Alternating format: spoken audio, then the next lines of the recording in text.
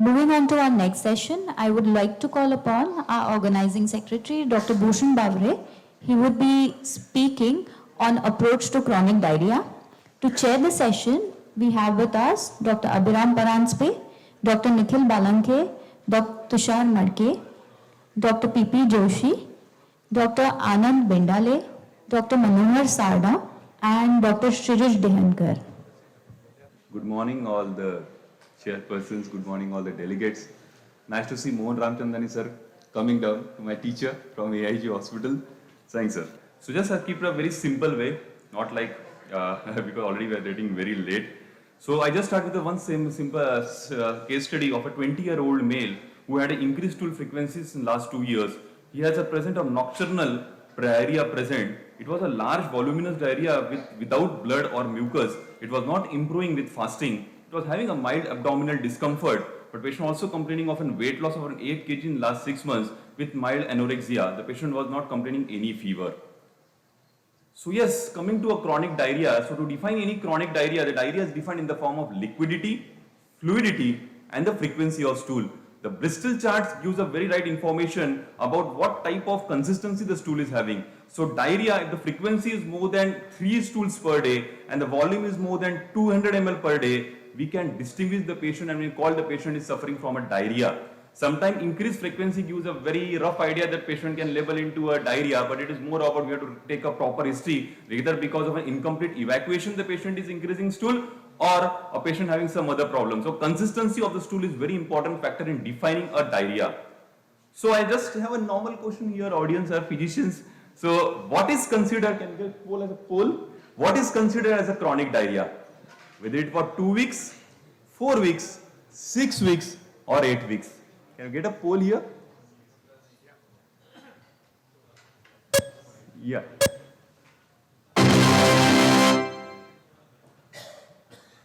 Yes, audience are very correct in that. Yes, it's a 4 weeks. So any diarrhea, when a patient comes to my OPD, in my chart, I always mention the patient having an acute diarrhea, persistent diarrhea, or chronic diarrhea. Acute diarrhea is defined when is the diarrhea symptoms is less than 2 weeks.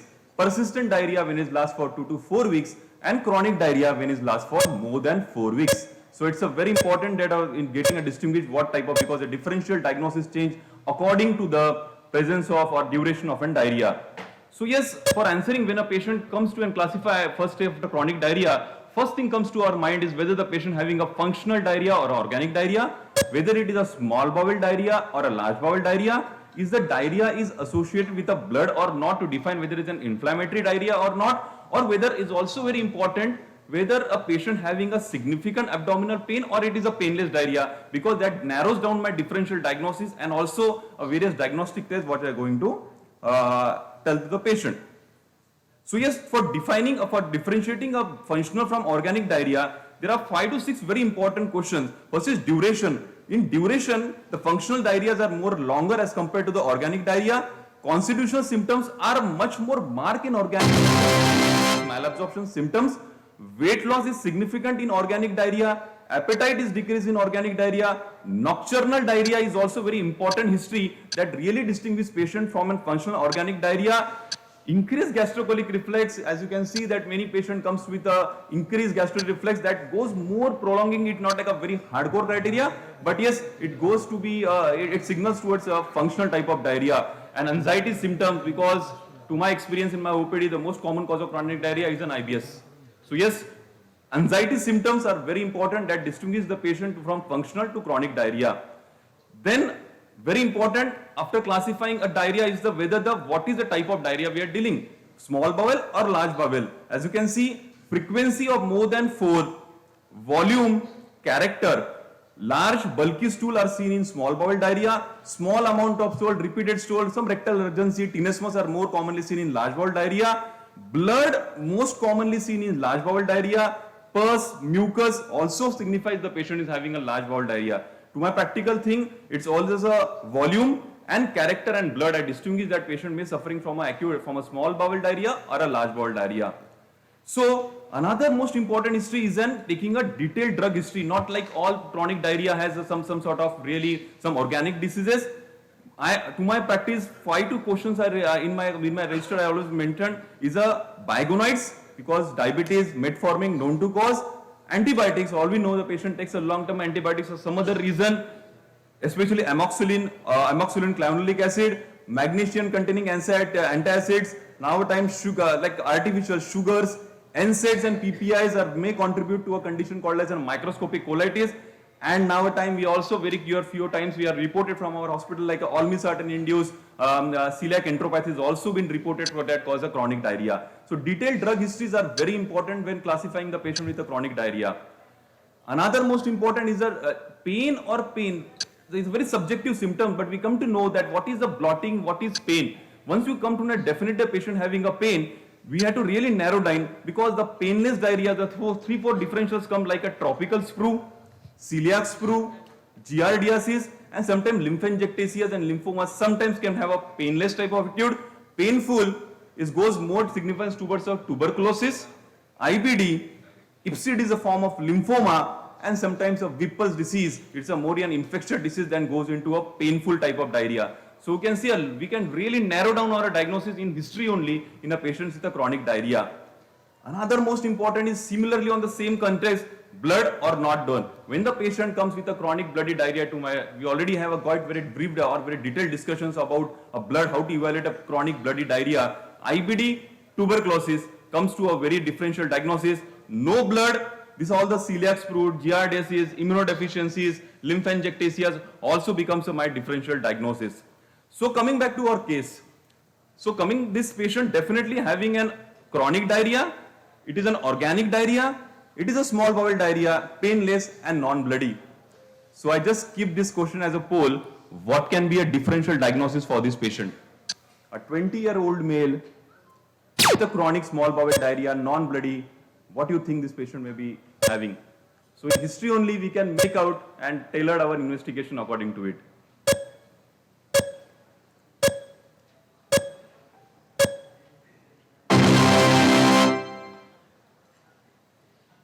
Oh, IBD. Yes. Just we are quite brief, like it's not a bloody diarrhea, it's a non-bloody diarrhea. Let us see how the case get turmoil in the coming few slides. So yes, we did an investigation. What investigation showed that patient is having a mild microcytic type of anemia. Rest of the tills are very normal. We do a fecal calprotectin, which appears normal. Stool routine microscopy, few pus cells. LDH for maybe a patient having a painless type of diarrhea, and IgA TTG was negative for this patient. So yes, just for an evaluation of any chronic diarrhea that comes to my table, the first it depends upon whether I am narrowing my diarrhea to a small bowel or a large bowel. If I am suspecting my patient is having a small bowel diarrhea, after getting a basic blood investigations, I do a endoscopy and endoscopy will lead a highest in small bowel diarrhea, but very important factor we should also make sure that mucosal biopsy is very important, because mucosal biopsy gives answers for these are the 5-6 diseases like celiac, Whipple's, amyloidosis, lymphomas, eosinophilic gastroenteritis and mastocytosis. Very important. Just don't go inside endoscopy. Really, if you are thinking the patient is having organic diarrhea, take her biopsies, take a proper biopsies, not like just 2 or 3 chunks of biopsies we are taking and coming out. For a celiac disease, there are some very important guidelines. Take 4 from a D2, take 2 from a duodenal bulb, and so on for some of the very specific diseases. I'll not go into detail. Enteroscopy, yes. If the patient having some inner cross-section imaging comes to us with an evaluation that imaging suggests to have some thickening in a small bowel, enteroscopy is a very important investigation and biopsy will give a lot of answer. Colonoscopy, as already told, that helps in a diagnosing of a chronic diarrhea in the form of Crohn's disease, tumors, pseudomelanosis coli, amoebiasis. But same thing, don't just go inside and just tell a patient having a normal colonoscopy. If the patient really suspecting having a chronic diarrhea, take a biopsies from a normal area also. That is very important, especially in microscopic colitis. Sometimes a granulomatous infections, amyloidosis can also be turned out. So yes, imaging becomes a very important perspective. Sonography sometimes give a very good idea that whether patient having some small thickening or not. Abdominal X-rays in a first week, though it's that some calcifications into the pancreatic duct around pancreatic parenchyma, patient having some steatorrhea, we can really pick up the patient may having some because of chronic pancreatitis. CT enteroclysis, CT enterography has really revolutionized the management of a small bowel disease, so that according to the location of a disease, we can decide the patient will require some of antegrade enteroscopy or a retrograde enteroscopy, and subsequently we can achieve a biopsies and label the patient and treat the patient accordingly. Barium meal follow through, traditional test, not routinely done, but sometimes we can just give an idea about road mapping, whether what type of disease we having, any strictures, that can give a rough idea, but that will not be an investigation that in this era I can really relying on. So coming back to our patients. So we did an endoscopy. We can see a very nice scalloping of duodenal folds. Very nice. So scalloping of duodenal folds, I take a genuine very biopsy, 4 from a D2, 2 from a duodenal bulb. Our pathologists report that it's a blunting of intestinal villi, cryptic hypertrophy, lamina propria infiltrates with excess of lymphocyte and plasma cells. As I can very much previously said, presence of duodenal scalloping is not classical of an celiac disease. It can see in many other diseases, it cannot be. But considering this patient was having just 20-year-old male with a mild iron deficiency anemia and having such type of this thing, my pounding is that the patient may be harboring some sort of celiac disease or what. So what should I do in the next step? I really asked to a poll, shall I do some IgL level and also along with some antibody testing in the form of IgG anti-TTG or IgG anti-endometrial body? Should I do an HLA testing for celiac disease, or should I do a trial of gluten-free diet, whether to see this patient is really a celiac disease or some other type of enteropathy the patient is having? Or you can do a combination sometimes. Yeah.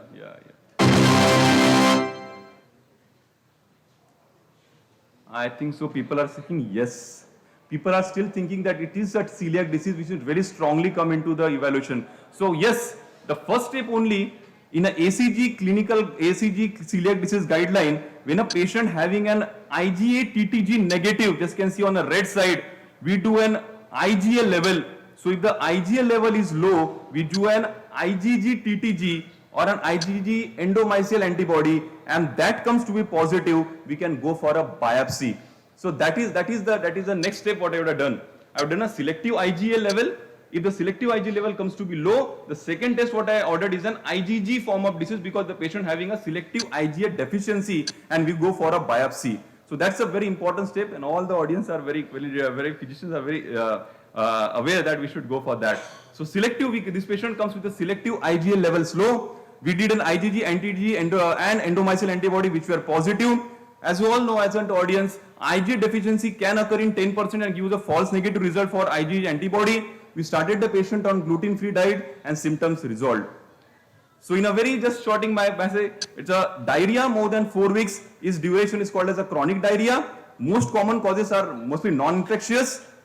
Thorough history taking and clinical examination is pivotal in narrowing down the diagnosis. Basic laboratory tests in the form of CBC, metabolic profile, IgA TTG, along with a stool examination should be done in all the patients with having a organic or any chronic diarrhea. Endoscopic procedure should be planned as per the origin of a diarrhea, depending upon some cross-section imaging what we are having. Biopsy should be taken even if the mucosa appears normal. Most common diagnosis right now also I am saying is an chronic diarrhea, is an IBS. Thorough treating the underlying disease till mainstay. Empirical treatment should be started till the diagnosis is. Sometimes it's not very easy, just like coming the patient, diagnosing on the upfront is very difficult. Till time we have to give some sort of symptomatic treatment. Thank you.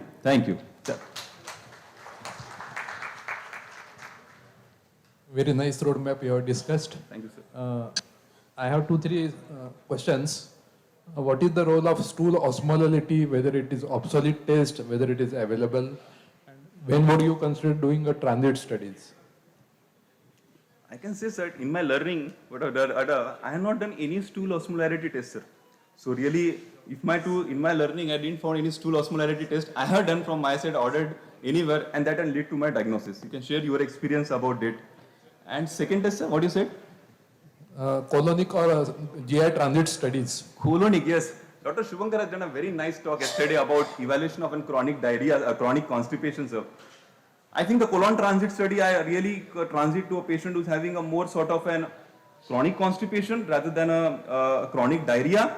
And if the patient has ruled out that the patient is not having a functional diarrhea, pelvic floor dysenergy has been ruled out, then definitely has some role in evaluation, have a transit studies about it. Thank Yes.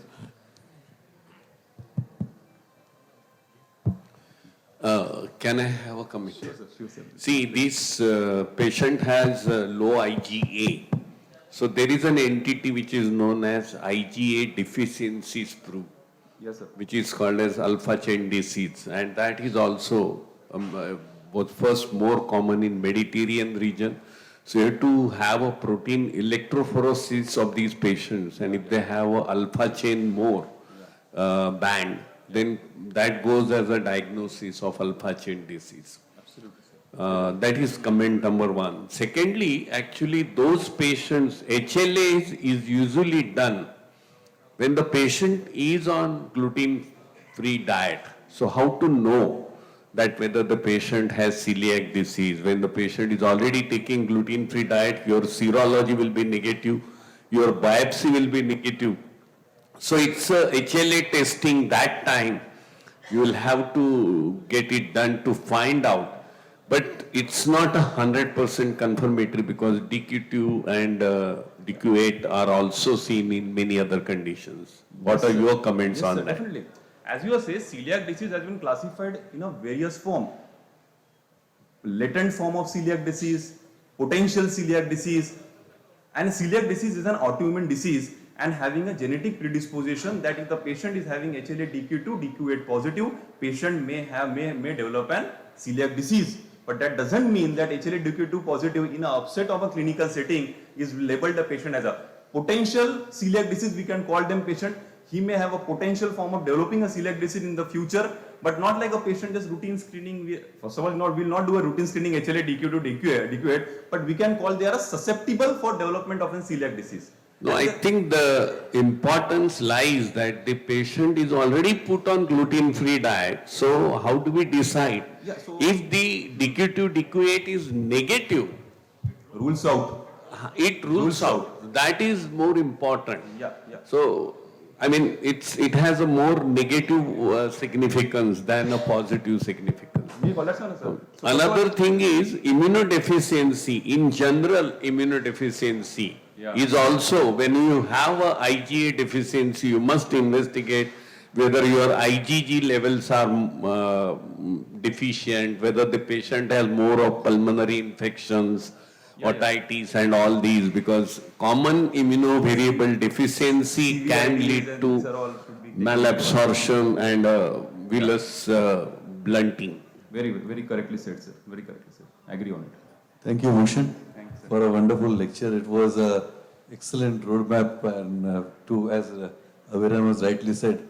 And I came to a conclusion that chronic diarrhea is nightmare to physicians and delight to gastroenterologists because it's all ready for you. You just have to put into the slot and come out with results. Yes, sir. And we should ask all of you to give good applause to Bhushan because It was indeed a very good lecture. and compliment he you. was our man Friday for last 1 month. कुछ भी हो गया तो भूषण को phone करो. So he was so busy and still could manage to come out with such a wonderful lecture. All blessings from all seniors, sir. Thank you. Only Thank you, one sir. comment is like Dr. Mundle, Dr. Jay Deshmukh, S.N. Deshmukh also would agree that we are getting now quite a few patients who are on metformin and diarrheas, olmesartan and diarrheas, which we never thought would be happening. So there is a number of patients are getting Yes, sir. these diarrheas from these. But in my practice, and I've taken from everything from sir's experience, exclusion of other causes becomes not like a patient comes with diabetes diarrhea, stop metformin and then you will look for a diarrhea. It is always a exclusion. You Yes, rule out yes. other causes, make sure that other causes are not there. You can stop metformin and look because the other OH is also available. Let's see how the patient goes. That is there. But definitely metformin, olmesartan, which not been priorly known. But as we are entering into super specialty, we are really case series are coming on this. We should be aware that these drugs also can lead to a some enteropathy leading to a diarrhea. And one last comment for the old people coming with diarrhea, it can be a spurious diarrhea. Absolutely. Because, they are constipated and they are only passing mucus and water, and it is, I have seen patients whose colons are loaded and they have been given loperamide to, and in fact they have constipation. Yes, yes. Thank you. One last question. Many of patients nowadays are undergoing bariatric surgery. Yes, sir. And they have this gastric bypass surgery. Yes, sir. And we as physicians face them, and they are typically unwell because of chronic diarrheas. I mean, how to confirm, handle these patients, because they are miserable. They would tell us that, well, they were far more better before bariatric surgery than what they are now. Yes, I think so. If you are saying that bariatric surgery bypasses had leading to an increased gut motility, leading to an increased stool frequency and leading to diarrhea, if definitely, as you are saying, we have wrote some organic causes, as like they are not prone for any such disease, what I am into thing, and your problem is just diarrhea because of this altered anatomy. Anti-diarrheal drugs can work for a long time. The patient can put on an anti-diarrheal drug, look for his stroke, because when you do, anti-diarrheal drugs can be put for this patient for a symptomatic relief, and they should also be aware that your bowel frequency has to be matched in that way after bariatric surgery. I can say troublesome, okay, 6, 7 times, 8 times is troublesome for the patient, but 4 to 5 frequencies per day, which is observed after bariatric surgery, is very common. Notice to the patient. If it is troubling, take some anti-diarrheal symptomatic treatment if you are ruled out any organic causes for themselves. That is my take, I think so. Anyone can really tell me if I'm missing something. Yeah. I think we are done with short of time. Absolutely, sir. I'm saved my 1 minute. Thank you very much. Thank you, sir. Thank you so much. Thank you so much, Dr. Bhushan, for such an insightful session. And thank you, chairpersons, for your input. We request you to kindly collect your mementos.